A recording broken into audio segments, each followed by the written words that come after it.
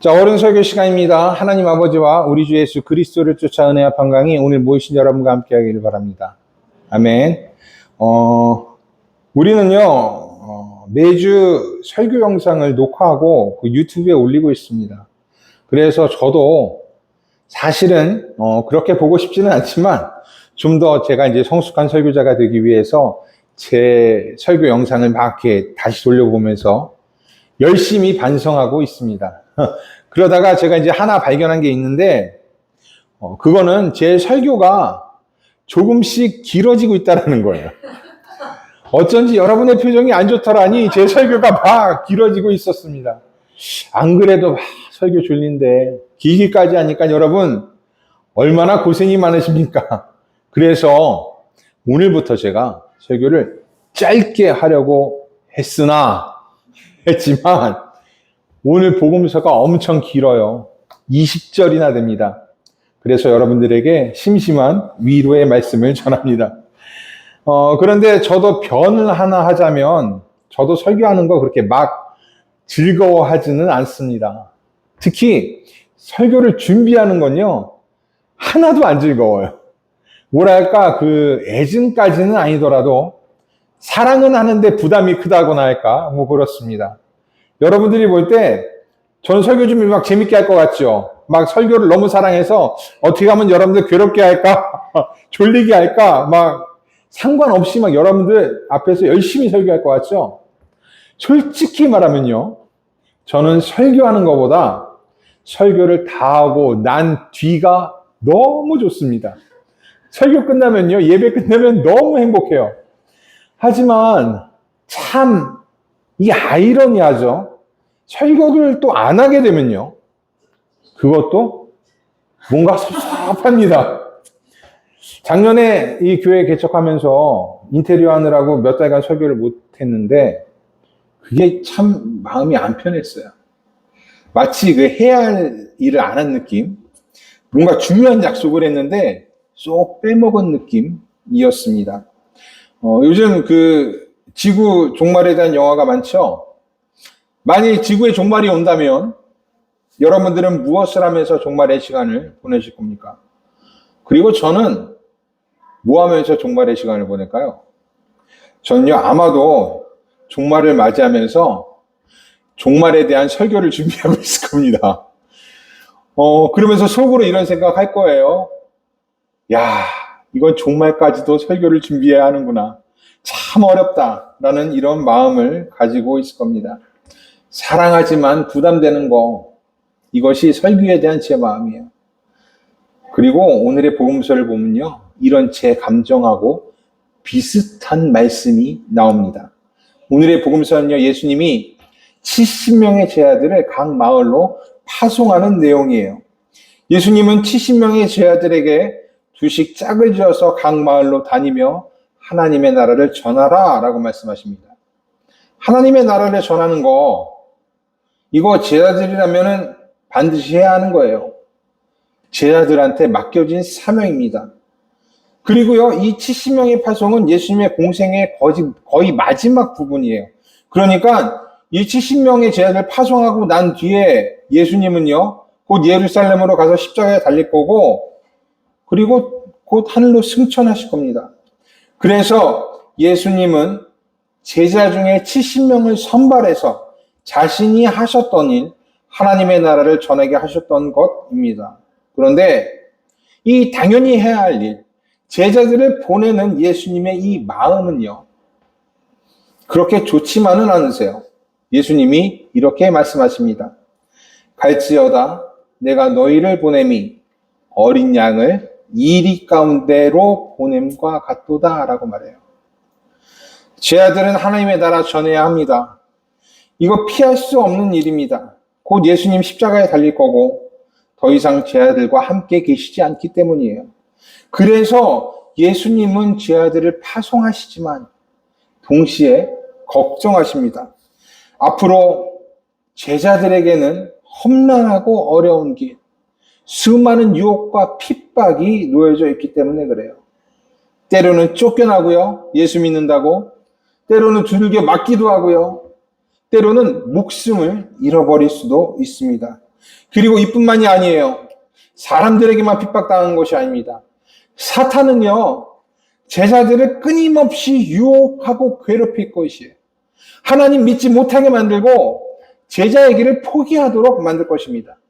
때로는 핍박하고, 때로는 속이고, 때로는 부유하게도 하고, 실수하게도 했다가 교만하게도 만들 것이에요. 어떻게 해서든지 하나님과의 이 관계가 어그러질 수 있도록 숨 쉴 새 없이 육적으로 영적으로 들이닥칠 것입니다. 누구에게 했던 것처럼? 예수님께 했던 것처럼 교묘하게 제자들을 미혹할 것입니다. 그렇기 때문에 예수님은 제자들을 파송하시면서 어린 양을 이리 가운데로 보냄과 같다라고 말씀하세요.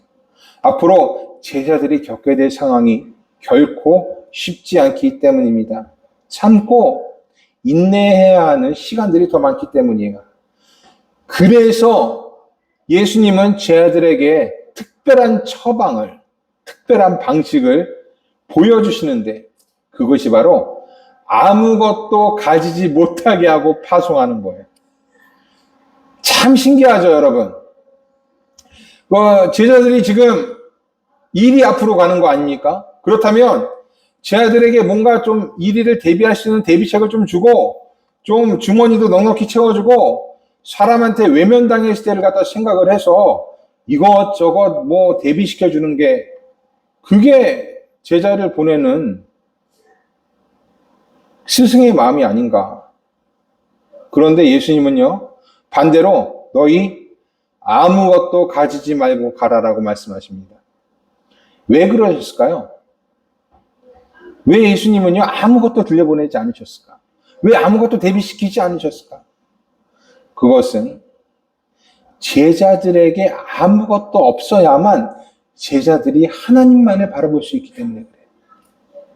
뭔가 기댈 게 있다면 내 호주머니가 차 있고 나한테 뭔가 입혀져 있고 내가 기댈 만한 언덕이 있다면 제자들은요, 하나님보다 그것들에게 기댈 거예요. 그리고 그것들에게 기대는 순간 어떻게 됩니까? 제자들은 이 파송에서 아무것도 얻지 못하게 될 거예요. 영적인 싸움에서 그냥 밀려나는 겁니다. 그냥 지게 되는 거예요. 그래서 예수님은요, 제자들에게 아무것도 못 가지게 합니다. 그리고 그런 제자들을 이리때 한가운데로 보내신 거예요. 여러분, 아무리 전신갑주를 입혀놔도요, 어린 양은 어린 양입니다. 이리를 이길 수가 없어요. 그런데 이 어린 양에게 전신갑주가 아니라 목자를 붙여준다면, 이 어린 양에게 무언가 대신 싸워줄 덩치가 큰 이 양치기 개를 붙여준다면 그 어린 양은요, 이리를 충분히 이길 수 있어요. 이 어린 양 대신에 하나님이 싸운다면 어린 양이 아니라 더 작은 동물일지라도 사자를 이길 수가 있는 것입니다. 하나님만 바라봐야 이길 수 있다라는 것. 이 전쟁은 하나님께 속한 것이라는 거, 예수님은요, 이것을 제자들에게 알려주고 싶었어요. 그래서 예수님은요, 아무것도 없이 제자들을 보내셨고, 제자들은 이 전쟁에서 어떻게 합니까? 하나님만 봐서 승리하고 돌아오게 됩니다. 그리고 또 예수님이 왜 아무것도 들려보내지 않으셨냐? 그것은 예수님이 전하는 하나님의 나라는요, 당시에 사람들이 생각하던 하나님의 나라와 달랐습니다. 지금도 그렇지만 하나님의 나라는 육에 있는 것이 아니에요. 그러나 당시 이스라엘 사람들은요, 하나님의 나라가 육적인 힘과 권세로 자신들에게 임할 것이라고 믿었습니다. 모세의 시대처럼 되기를 원했어요. 다윗의 시대처럼 되기를 원했어요. 그래서 하나님의 메신저가, 하나님의 메시아가 자신들에게 와서 자신들을 부강하게 하고 로마를 비롯한 강대국을 물리칠 것이다 라고 생각했습니다. 그래서 하나님의 나라가 임하면 이스라엘을, 내 나라를, 나를 모든 나라 위에 있는 나라, 모든 사람 위에 있는 사람으로 만들어줄 것이다 라고 믿었습니다. 심지어 예수님 당시 이스라엘 사람들 뿐만 아니라 예수님의 제자들도 그랬습니다. 그렇게 생각했어요. 그래서 그들이 예수님 앞에 돌아왔을 때 가장 먼저 뭐라고 보고합니까? 17절에 있는 말씀이에요. 제가 읽어드리겠습니다. 70인이 기뻐하며 돌아와 이르되 주여 주의 이름이면 귀신들도 우리에게 항복하더이다. 70명의 제자들은요, 주의 이름을 가졌다는 것을 기뻐했어요. 그리고 귀신들이 자신들에게 항복한 것을 기뻐했습니다. 그러면서 이것이 장차 자신들에게 임할 하나님의 나라의 신호탄이라고 생각했을지도 모릅니다. 귀신들조차 항복했으니 이제 여러 나라들도 자신들에게 항복할 것이다라고 생각했을 것입니다. 하지만 예수님은요, 이 항복에 초점을 맞추셨어요? 아니셨어요? 이 항복에 초점 맞추지 않으셨어요. 항복이 아니라 하나님의 나라가 전해졌고 그 중심에 너희 제자들이 있다라는 것을 기뻐하라 라고 말씀하셨습니다. 20절에 있는 말씀이에요. 그러나 귀신들이 너희에게 항복하는 것으로 기뻐하지 말고 너희 이름이 하늘에 기록된 것으로 기뻐하라 하시니라. 예수님이 전하는 하나님의 나라, 앞으로 제자들이 전해야 할 하나님의 나라는요, 결코 육적인 것에 있지 않습니다. 아니, 육적인 것이 되어서는 안 돼요. 그래서 예수께서는 자신의 마지막이 오기 전 제자들을 각 마을로 보내서 자신이 전한 하나님의 나라를 전하게 하셨고 그냥 빈손으로 그냥 보내신 거예요. 만일 여러분 하나님의 나라가 육적인 것에 있다면 예수님은요, 제자들을 빈손으로 보내지 않으셨을 것이에요. 제자들에게 전신갑주를 입히셨을 것이고 제자들의 주머니를 채우셨을 것이고 그래서 많은 사람들이 자신의 병사로 따라올 수 있도록 그 사람들을 각 마을에서 뽑으라고 말씀하셨을 거예요. 하지만 하나님의 나라는 육적인 것이 아니기에 예수님은 제자들을 보내서 하나님의 나라를 전하게 하셨습니다. 병사를 뽑는 것이 아니라 하나님의 나라를 전하게 하셨어요. 그리고 병자들을 고치고 귀신을 쫓게 하셨습니다. 각 마을이 평안할 수 있도록 전쟁 준비가 아닌 하나님의 나라에 들어갈 준비가 될 수 있도록 예수님께서 그렇게 시키신 거예요. 우리는요, 그리고 우리 교회는 이거 잘 기억해야 합니다. 하나님의 나라는 육적인 곳에 있는 것이 아니라는 거. 교회는 사람들 항복시키는 것이 아니라 하늘나라로 인도하는 곳이라는 거, 우리 이거 기억해야 돼요. 그런데 정말 많은 교회들이 또 우리 성도들이 너무나도 쉽게 이런 진리들을 잊어버립니다. 그래서 어떻게 합니까? 크고 좋은 건물을 세웁니다. 사람들을 불러 모아서 교회에 세를 불리고 덩치를 불려요. 그리고 나서 큰 교회들은요, 정치에 참여합니다. 그래서 큰 소리를 내고 큰 교회가 되어서 세상에 이름을 알리기를 원해요. 그러다 보니까 교회는 하나님의 나라를 말하게 되는 게 아니라 육적인 하나님의 축복을 말합니다. 하나님 믿으면 복받고 잘되고 형통할 것이라고 이야기해요. 그리고 사람들은요, 그런 말에 아멘하고 그 축복이 나에게도 임하기를 기도합니다. 누구처럼요? 예수님 시대의 사람들처럼. 그렇게 하는 거예요. 하지만 예수님은 이런 사람들의 요구에 응답하지 않으십니다. 그리고 주머니를 가득 채워주는 게 아니라 빈손으로 보내십니다. 병사를 뽑는 것이 아니라 평안을 전하게 하십니다. 항복을 기뻐하는 것이 아니라 하나님의 나라를 기뻐하게 하십니다. 하나님만 바라보게 하시고 고난 가운데서도 하늘에 소망을 두게 하십니다. 이것이 예수께서 우리에게 가르치신 것이고 우리가 배우고 기억해야 하는 것입니다. 그리고요, 이를 행하는 우리에게는 놀라운 일이 생길 것이에요.